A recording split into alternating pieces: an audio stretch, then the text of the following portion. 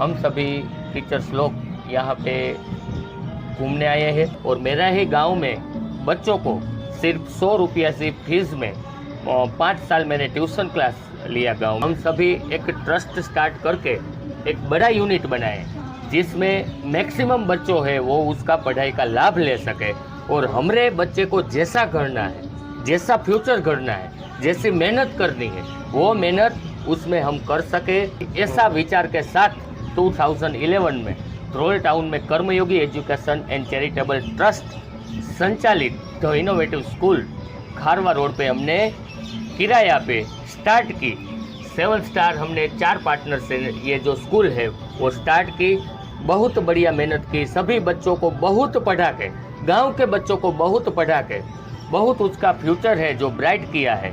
Blog के regarding अगर कोई सजेशन हो तो कमेंट में जरूर बताइएगा। Peace out.